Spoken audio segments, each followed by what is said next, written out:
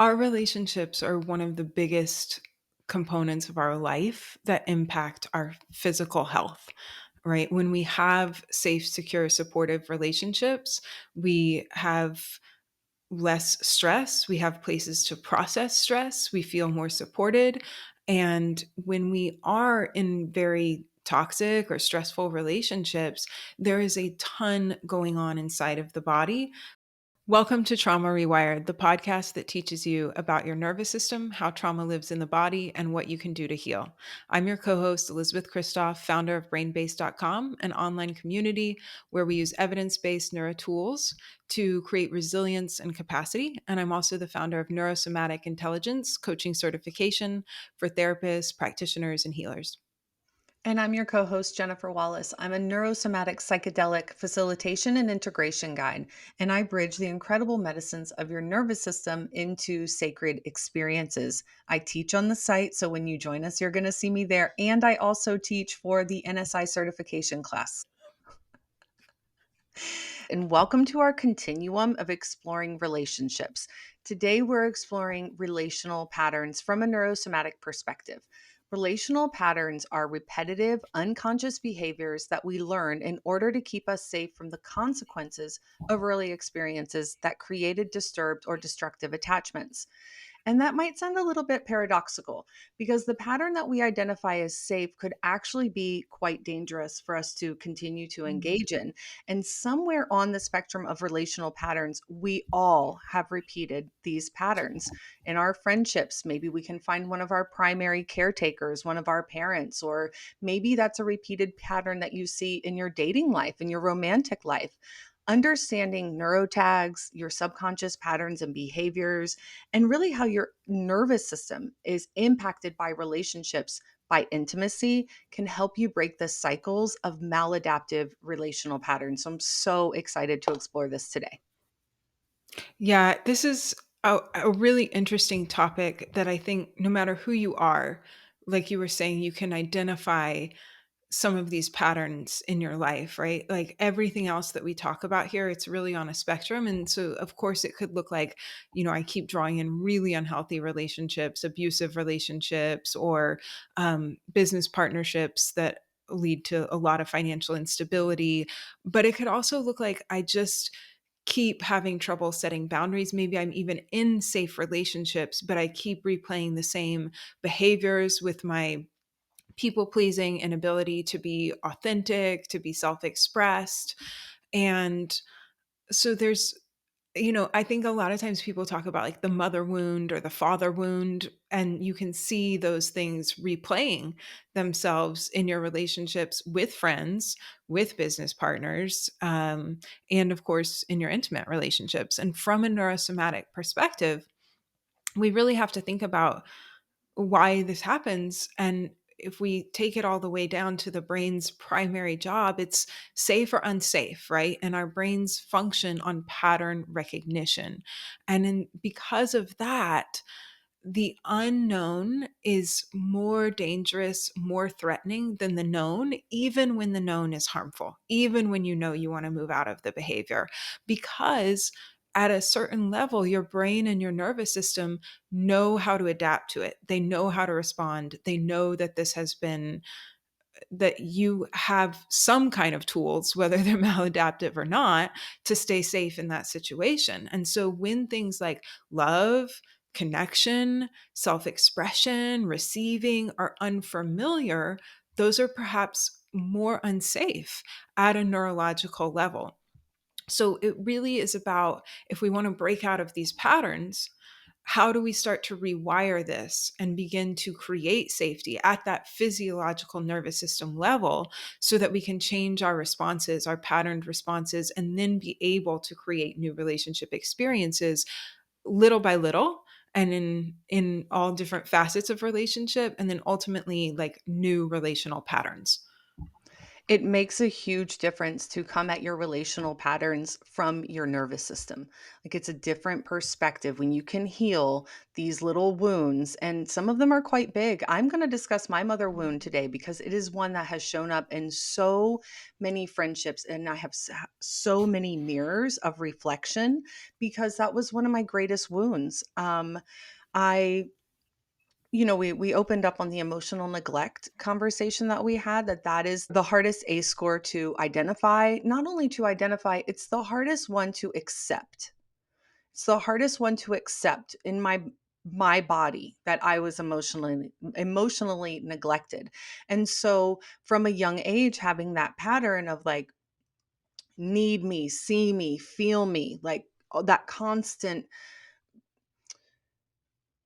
trying, that constant stress, and then also having that not met was hugely damaging for me as I went into relationships in my life, right? I went into relationships that were not really good for me because had that emotional neglect wound, and I kept replaying something to get a different experience. Like that's another thing about our patterns. Like they're not so terrible when you understand that you have agency over the way that you show up, agency around your behavior, and the way that you can come into a sovereignness into your body where you do understand boundaries just aren't for other people, they're for you.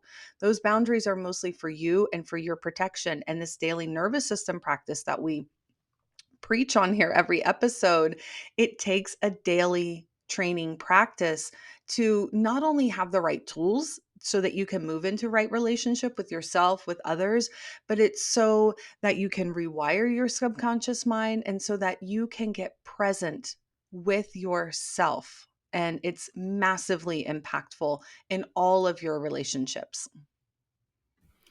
Gosh, yeah, when you were talking about that emotional neglect pattern, that one runs so deep for me, and in a multitude of ways, right? There's this idea that we really need to be seen and valued, and that can lead to so much overdoing in relationships to try to get that, and like just this constant like giving and like I must be valued by this person in order to stay safe, to keep the attachment, and this deep like need of a part of myself to get that recognition, but it's always coming from external, chasing that experience. And then also too, to getting really activated from small things. I think at the very beginning of the season, we talked about one time when I was sitting down with my partner and he like got on the phone to take care of something in the middle of a conversation. And the response to that, oh, still uh, in my body, in my threat responses, when I feel like somebody has checked out on me, it just goes to such a deep part of myself that gets activated and wants to really run away in that moment And and it's so can lead to a lot of avoidance. yeah, it's so disproportionate. It's so Yes, disproportionate so to, like, disproportionate. what's actually happening where you could just easily say, like, "Hey, I'm here. I need you." Yeah. But it's Yeah. not that easy when we're talking in the language of the body and activation.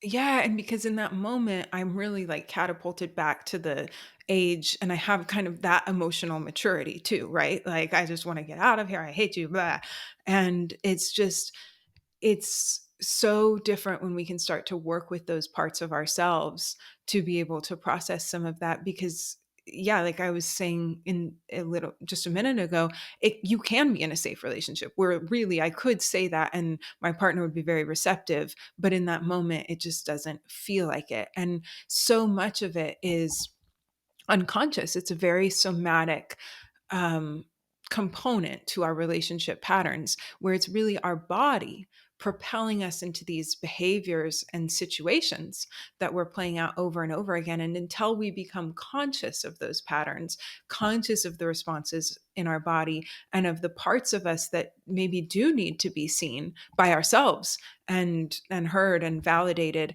then we're going to keep replaying that. Our reflexive nervous system responses will continue. The deep beliefs will stay under there that shape how our nervous system responds. And those beliefs definitely don't just live in our cognitive mind. Like regulation and somatic healing, it's just not cognitive. And so I can know right here, right now with you, I'm safe. But if something happens to touch on that part of myself, it's a very different reality that I get pushed into. Yeah, for sure. I as I mentioned a minute ago, I had my mom showing up in one of my closest friendships. And I was when I was entrenched in it, it was codependency, it was a lot of doing and doing and doing and doing, so much burnout from trying to keep up with my friend because that's how my mom was, so much doing and doing and going. And there was a lot of fun in that relationship, and there was a lot of maybe even beyond codependency. What is it that we call that relationship just when it gets a little bit. Enmeshed. Yeah, it's just so enmeshed. And I used to carry around a lot of anger to myself because of the way I couldn't show up for her, right? It was just like I could never show up to my mom. I was never seen and heard for who I was. I was always constantly just trying to make her happy. And I was doing that with my friend, never feeling good enough, never could get all the things done and completed in a way that felt that I would have some pride in those accomplishments and um, so much comparison. And I wasn't showing up authentically in the relationship and I was not regulated. This is way before NSI framework came into my life.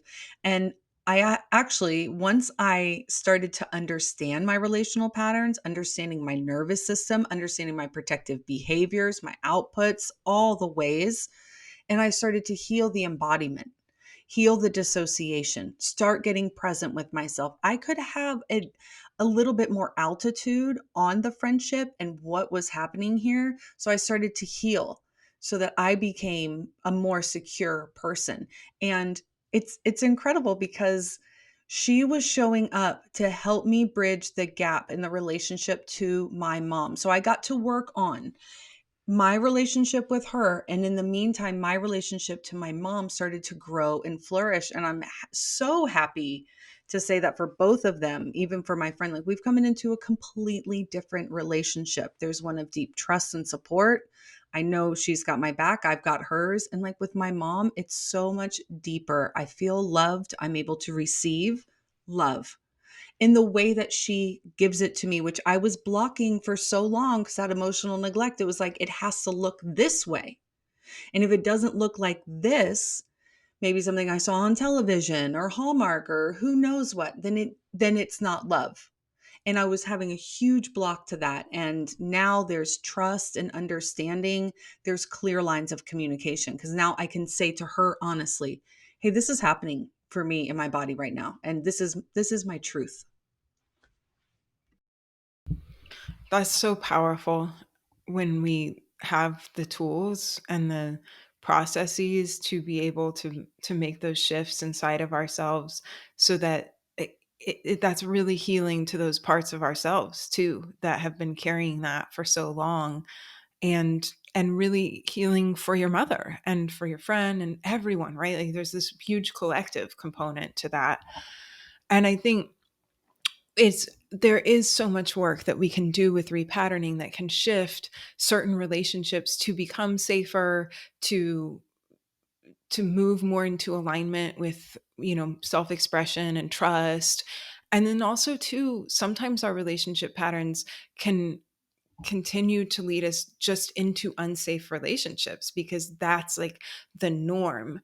And I think those are kind of two different things. You want to talk a little bit about how like we can keep getting driven into truly unsafe relationships too? Yeah, because we know that's so painful, right? Even if it's hard for you to look at your own experiences as you listen to this conversation and like hear and feel your own truths, we all have a friend that we just cannot even believe she's with that kind of guy again. They're with that kind of same person again. You can see there's a level of abuse there that the person is experiencing in the relationship, and yet the next partner that they have will be the exact will be a replica of the other one, and it hurts to see that go down. It really does, and I think, again, it comes back to this, like, what's familiar to our nervous system? What's familiar to our body? How do we know to survive? What kind of maladaptive behaviors have we developed that it's kind of the same thing as when we talk about, like, binging kept us safe and these other things kept us safe. It's this it's a pattern that the nervous system understands, and it's an internal state, that kind of chaos, that kind of stress that the nervous system is used to. That's like the homeostasis of how the body is. So being different feels scary, unknown, unfamiliar. And there's also the deep beliefs that are baked into there of worth and shame, and maybe an underlying narrative of I'm bad, I'm crazy. And we're just playing out experiences that continue to confirm that reality for us. And I think to give someone an example of what this could look like, if you've grown up with maybe in an abusive household, like physical abuse, or if you grew up with an primary or a caretaker that was an alcoholic, let's say, and the mood, the situation, the environment was really unpredictable, you start to learn to hear the way the door shuts, the feet walk across the floor, the keys that get slammed down. You start to notice all the tiny little things, and then you develop around all these tiny little cues of uh-oh, oh no, now what?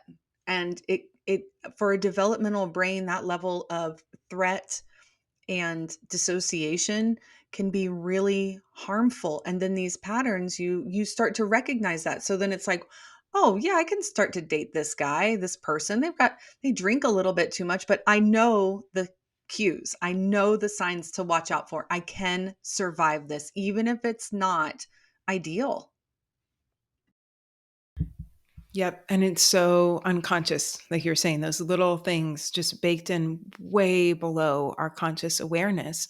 And then there are these toxic relationship patterns, and we hear the word toxic relationship a lot. And so I think it's good to think about what does that mean from a neurosomatic perspective, kind of like when we defined toxic shame versus regular shame, right? And so, toxic in this context, we're really talking about physically toxic in the stress that it's producing inside of your body, the inflammation, the cortisol, the immune responses. It's actually harmful to our body and our nervous system health, because toxic here means something is too much for my nervous system to adapt to. I can't regulate, I stay activated or shut down. It's constantly pushing me into a threat response because of these interactions. It's harmful to my brain function, to my hormones. And so and that looks different for everyone, right? Like, what kind of relationship keeps me in that state? And when I'm constantly staying connected to people that overwhelm my capacity for regulation and safety, that's really a toxic relationship for me. And so, for example, how that would look in your life if you were trying to identify this, like if you find yourself always moving into one of your threat responses around someone, you find yourself always fawning with someone when you're around them, or you're always checking out in dissociation, or someone is always creating that sense in you that you need to flee, or you're feeling that fight response come up, that's yourself constantly getting pushed into a threat response around this specific person. Um, it is really interesting. And we often tell people, like, if you're looking to find your limiting beliefs, if you're looking for your subconscious patterns, look at the way that you're showing up.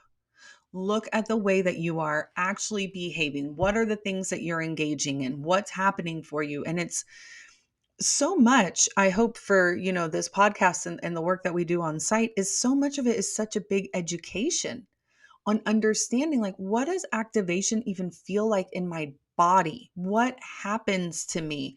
And when it comes to fawn, that is such a huge, especially in relationship, right? Because fawn is that active engager with the threat, whereas the other ones are just like, screw this, I'm out of here, unless you're in freeze, of course, within your, you know, not really knowing what to do and where to move it. And the issue with it getting the toxic the toxic part of the relationship is like, this is chronic. This is a chronic physiological response in my body, high states of stress.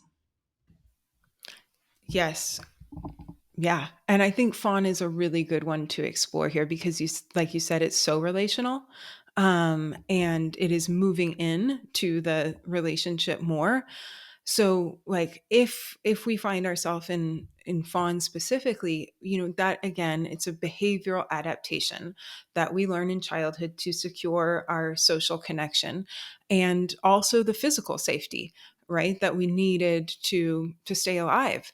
And so we may be drawn to people in life later where that same dynamic is created. The people who are constantly asking a lot of us, who cross our boundaries, who don't give back, who are always in crisis, but they don't support back.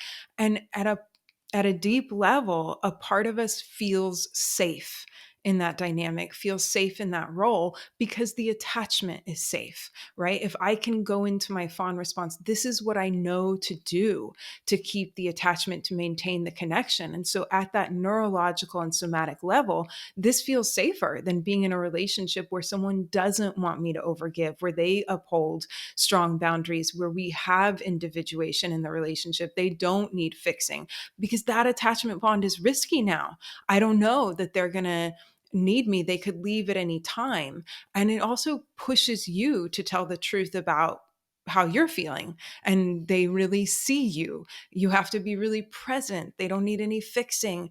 And so it's a lot less predictable for our nervous system and brain to know that I'm going to be able to keep that attachment. And so subconsciously, I'm just choosing people that meet that subconscious desire to fawn for safety. It's so fascinating. And, we talk a lot on here about having one pain free rep, that it just takes one engagement, one time of experiencing something for the brain to go, oh, okay. I just I just set a boundary and the person received it. And where I'm going at with this is finding yourself in one secure relationship. And Elizabeth and I have a very secure relationship. We know even if one of us is about to deliver bad news, big news, heavy news, even before the other person responds, we're regulating, like we're holding the space for each other for truth. And you said that a minute ago, when I show up as the truth and I allow for the truth to expand in our relationship, it means that you're having your full experience. I'm having my full experience. And that is, we talk about the nervous system expanding its capacity, and so do secure relationships. Every time it just builds more capacity, and you can start kind of cleaning the streets of your other relationships, right? Kind of start changing your lane a little bit. Staying in your lane sometimes is what that requires. It's really important to have people that you can practice this stuff with. Some people who are also in the work, or maybe a good coach or therapist, or somewhere where you can start to feel what it feels like to express or to set a boundary and have it be received, and to regulate around that, and to begin that repatterning. Because yeah, our brain needs that rep, just like you were saying. And I think a lot of times too, we can feel like unsure if we're even going to like that. Like, is it going to be boring? Is it going to be um it- not exciting, not passionate? And until you get to experience that deeper level of intimacy and connection, and realize the richness of it, sometimes there might be some like avoidance because it seems not thrilling enough. And it's on a deeper understanding that, like, I did not get abandoned. I did that. I used my voice. I said what I needed. I communicated my emotions, and I didn't get left. My emotions were seen and valued and heard, as opposed to being completely neglected. And that is going to activate the body also, right? The body has well worn paths. So sometimes we're still going to experience the pushback of the nervous system when we find safety. And we have to keep, it's another thing that the tools are so great for. We use our tools and then we take action and then we re regulate again. so that we can teach the body, like, it's okay, you are safe. Because it's true, like, once you're wired for those high stress states and all of a sudden you have a loving, compassionate person in front of you, you are not likely to be able to handle that kind of situation. Like you said, it might not be passionate enough or fast enough, or have this um that, like, when you get that connection and you just connect with someone, and it's just so exciting. And sometimes love is about a slow burn. It is, and there's this whole vast experience that you get to have in those safe relationships that is like a different level of passion. Like, being with you and being fully seen as I am in my messy moments, in everything, right? And being like loved is like a brand new experience. And it is really exciting and really profound and beautiful. And being able to start to emote in front of other people and be there to support others as they do, and sharing in that experience of emotional expression, like, it is not boring, but it's different than that, like, charged racy um experience sometimes. Yeah, and then then this relationship gets to move into other relationships. Our relationship moves into, okay, how can I expand on this safety now? Okay, maybe I'm ready to take in partnership. Maybe I'm ready to share this with somebody, like, in the feeling of more security, because it's really stressful. It's so stressful to want something so badly, like love and connection, and to not have the capacity to receive it, to handle it in the body. And then, to not work on it could really lead to some isolation, and we know that is so massively dangerous for our health. Yeah, there's our relationships are one of the biggest components of our life that impact our physical health, right? When we have safe, secure, supportive relationships, we have less stress, we have places to process stress, we feel more supported.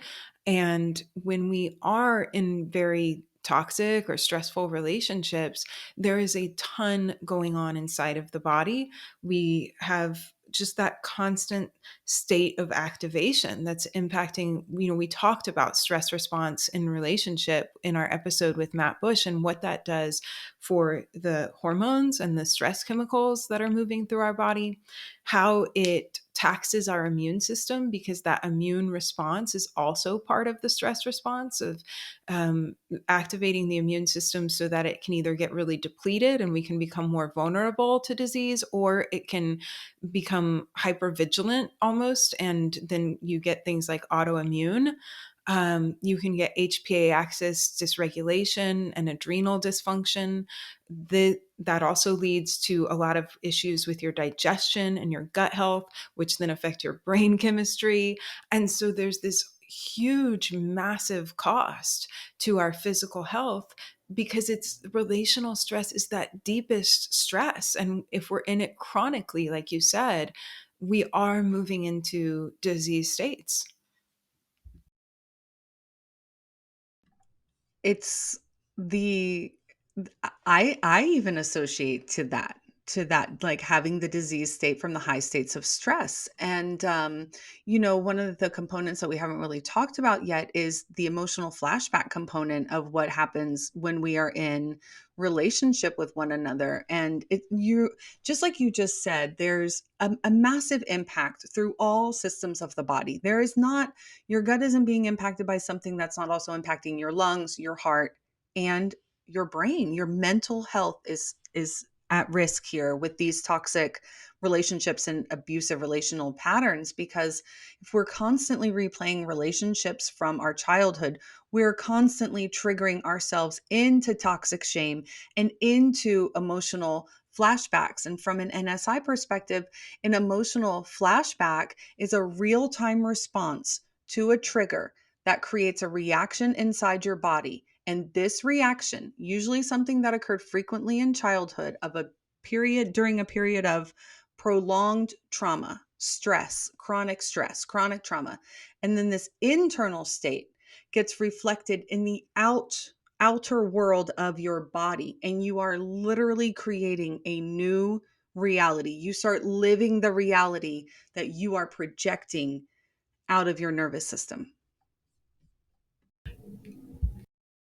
Yeah, it becomes real because our brain's filtering systems change, and all those big feelings of isolation, abandonment, loneliness, despair, we are moving through the world looking through that lens. The way we interpret people's faces and vocal tones, the colors, the everything changes. And it's a it is really harmful to our mental health to keep getting pushed into that state. Yeah, it's a big ask of our brain, of our body. It's a hard way to live. It is. That was just exactly what's going through my mind. It's a hard way to live. And a lot of times too, it's like take something to bring me up, take something now to bring me down. And it's like you're constantly even messing with your physiological rhythms intentionally so that you can stay engaged or so that you don't shut down, so you don't freeze, functionally freeze. And it's a lot of work. It's a lot of energy. It's so um oh, what's the word? It's just like so underwhelming, you know? It's such a just vapid place to be. It's so unfulfilling to live in those states. Mhm. It is. So, what do we do about it, right? If you're listening, you're identifying, you're like, "Oh gosh, that sounds like my life." I think the first most important thing to do is to remember that we are neuroplastic. We can intentionally create change in our nervous system when we understand how it works.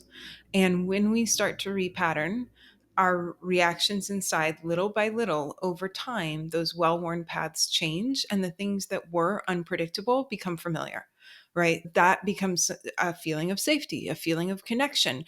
Okay, my brain and my body know what to do with this. It feels safe because I understand it now. But in order to start to make those changes and have those experiences, we need a certain level of capacity in our nervous system. And I know we harp on this a lot, but it comes down to that daily work of working with the nervous system to rehabilitate your deficits, to help heal the things that are causing chronic stress on a day in, day out basis so that your stress load is lower and you have more room in your bucket to try new things, to stay in your higher order thinking systems when you're in an experience and choose a new reaction, and then to regulate around that. But I have to have the capacity first. And that is really why we do the work at rewiretrial.com of giving neuro tools and a daily practice is to start to create that capacity at a really foundational level. That's right. The next step would be to begin to develop a different relationship to yourself, anchored in that internal safety that you've begun to cultivate through your daily nervous system practice, because you can't recreate or create a new relationship, a new way of being in relationship, unless we start to shift the relationship that we have to ourselves. Embodiment, using your voice, vocal activation, understanding your worth from an and your that your emotional expression is so valid, that everything that you feel is so valid, and that you can trust that internally, right? Before we move it to the external. And those daily tools, that daily practice comes into such great, it's such a great little toolkit to have, because then you can find yourself in real time like, I'm just going to excuse myself to the bathroom for a minute, or I can just maybe even do something. I have so many tools that I do live in front of people, and no one has a clue that I am regulating my nervous system and anchoring myself into my body. And we have a client that lost their primaries very early, and did not get the opportunity to repattern the primary relationships, even through friends like I shared with my experience. And so they are in a constant relational deficit, if you will, not being seen, not feeling heard, and not having a safe relationship to really go to and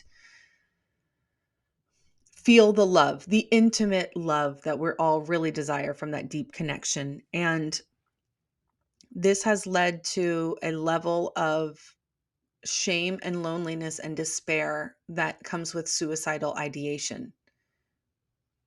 And the deepest desire is to be in that connected divine union partnership, soul partnerships. But what would happen if that magically appeared for our client today? They wouldn't be able to handle it. They would not be able to receive it. And all those patterns are just going to start getting bounced right back, right back, and then not even have the capacity to handle what it is that they really deeply desire the most. Yeah, there really isn't the capacity there for that new experience, and there's not that relationship inside with themselves, right? So if I'm really like, if the pattern runs so deep that I'm still really deeply disconnected from myself, I can't move in to new relationship from a place of safety, and I'm going to just be replaying those patterns. I think that's one of the important reasons to train the interoceptive system and to start to become comfortable with feeling the sensations inside of yourself little by little, making that safe so that you can reconnect to your body and be safe with your own body, with yourself, and then little by little with the parts of yourself that are activated and triggered, and really developing that level of trust to in yourself, to see yourself, to hear yourself, to love yourself. Um, and until that happens, it's really hard to move that out into other relationships. And then as we're moving into these new relationships or new experiences, whether it's with others or ourselves, we then step three would be to start to regulate around those new experiences to minimum effective dose them, right? And have a time where you practice expressing a need or setting a boundary, or just being silly and self-expressed or whatever. And then you can use neuro tools, or you can use just other practices that you know help your nervous system. Get out in nature, take a hot bath, do some sensory stimulus or self-soothing, but give yourself some time around those experiences to work with your nervous system to keep repatterning and keep coming back to that safety. When I first was really focused on embodiment, I used to minimum effective dose my experiences. Like I sort of knew I've got about an hour, or I've maybe got 3 hours at this wedding that I can handle. And in the meantime, I'm going to have to just excuse myself intermittently to just go out, do something, reconnect to myself, and go back into the experience. And over time of using that minimum effective dose situationally, I noticed that I didn't binge on the back end because that was my protective mechanism, was to binge after this full, like I'm just talking about even a joyful experience was still creating the binge. It's the still same protective mechanism that we've talked about. And then the next step, once you start to regulate around these new experiences, step four would be to explore a multitude of different relationships. Once you start to feel safe with yourself, start exploring. Elisabeth brought up nature. Nature and animals are incredible co regulators. Um, Sisterhood, friendships, church, therapy, your coach, right? Or when we work one on one with people, it's a huge experience of repatterning for them because often they've never had a woman, a practitioner that holds this space in such a way that it's safer than what they've experienced before. And the more we practice these new relationships with the tools that we have and these different experiences, all of your relationships kind of become more intimate.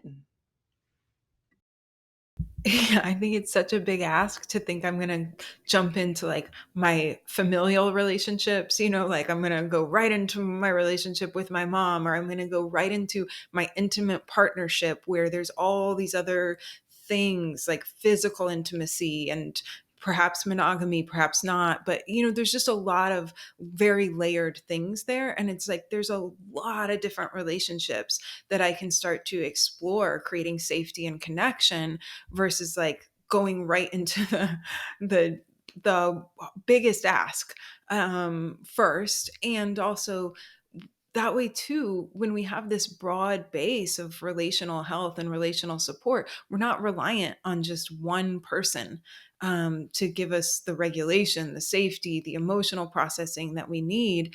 And I don't think that that ever is really even possible. And so we need that community in order to have the other relationships be safe and healthy, because it's just too much to ask out of that one. And not only is it too much, but is that person also having their full honest experience? It's taxing sometimes, if we're all just CPTS babies running around here, then the relationship's also taxing on the other person. And we want to be able to give them space. And back to boundaries, boundaries are about receiving, boundaries are about setting. But let's get back to that receiving, right? Sometimes you can feel the boundary, right? When enough time's passed by, when to intuitively remove yourself from a situation. And you can't do that when you're not in your body. No, and then the other people, it's harder for them to be able to set the boundary because you can't receive it, even if you like cognitively are like, yeah, it's fine, but you're projecting out to them like it's not fine. I'm about to flee from you. I'm about to shut down, and it's too much to put on one other person alone. And I think people may be expecting to hear something about trauma bonds from us today but we want you to know we're not exploring trauma bonds today. It seems like it may be relevant, but it's actually a whole other thing that we may Yes. tackle at another time. Yeah, we will get into maybe in season 4. We're going to be exploring some different outputs and even maybe diagnoses at a deeper level. And at that point, we might dive into trauma bonds, but it's a little bit different from just a regular relational pattern. There's certain dynamics in those relationships that I think warrant a deeper dive in a whole conversation. Yeah, for sure. And, wherever you are today, whatever you're finding yourself in the spectrum of our conversation, we have this magic bit of humanness that we all have is neuroplasticity. This is something that exists in our brain. It's a science of hope, and it means that you are not stuck where you are, that change is possible. And it actually means that you but well, wait a minute, I'll say to access this next evolution of yourself through neuroplasticity, we have to have awareness that we are unconsciously even creating these dynamics for safety. And then we can work with the system, have agency in changing the patterns. And then as we become safe, the world becomes much safer. Relationships of all kind become much safer. And so by joining us at rewiretrial.com, you're going to get to experience these tools that we're talking about. Yeah, thank you guys so much for listening, for engaging, for participating. Jennifer and I are also live quite a bit on Instagram and on our Facebook group. And we really do love to connect with you guys to get your questions and thoughts, things that you want us to cover on future episodes. So join us on the socials and reach out because we really want this to be continue to be a conversation. And it really means a lot to us. Yes, y'all. Thank you so much. We will see you on the Instagram. Bye, everybody. Bye.